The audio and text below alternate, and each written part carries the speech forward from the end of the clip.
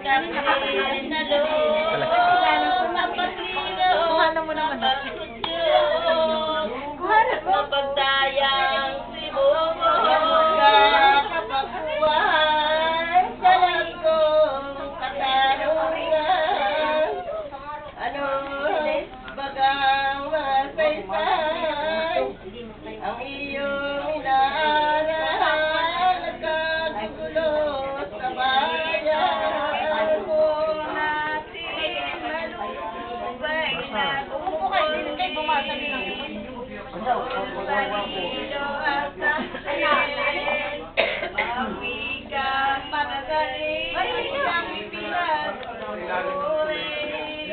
Kaya nangaral ako ng gawang hindi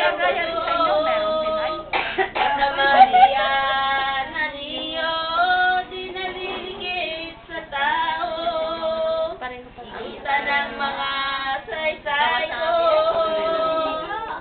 ang lahat kong mga aral, parang mayroong Nababa mo lang yung bata.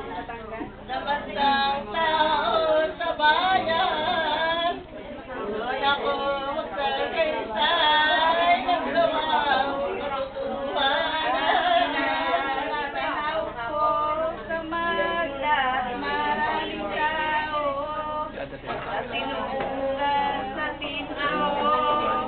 Nakausan ko sa mga bayan. Hindi, halis na rin kami. Wakalis na rin kami pagkat.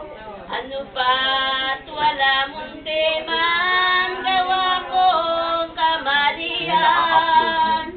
Walang di nakakaalam, aking ang pangaral ng pagkakaginhawahan. Ito'y gawa lamang, sikis ninyo na ko'y binabalik.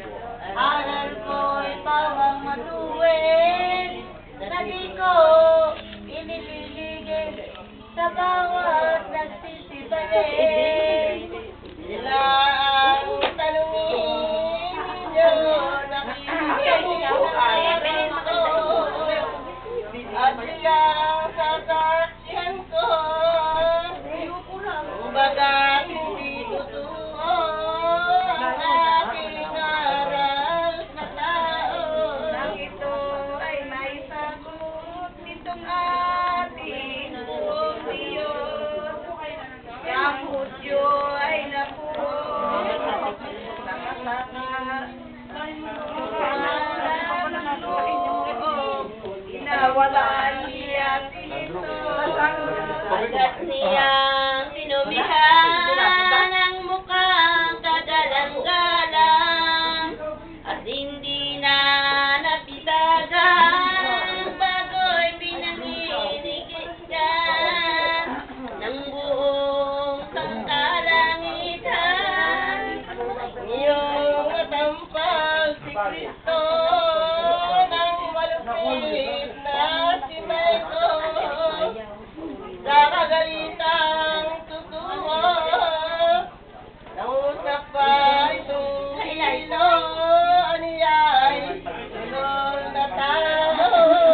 Bagay aling pantas na nagpapalalong ng usap, tugon mo'y lubhang mataas, at kapalo ang lahat ng puno, iyong kaharap.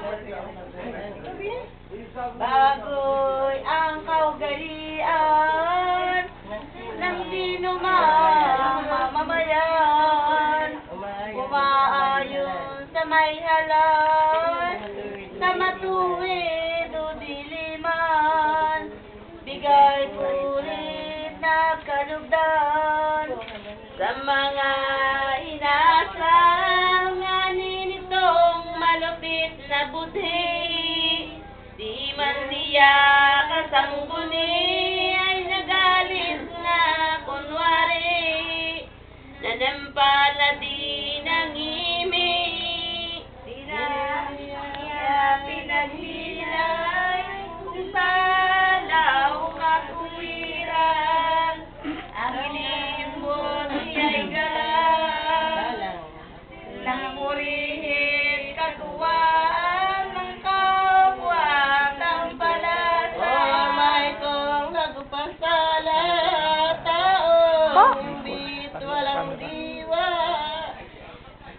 Ano ang iyong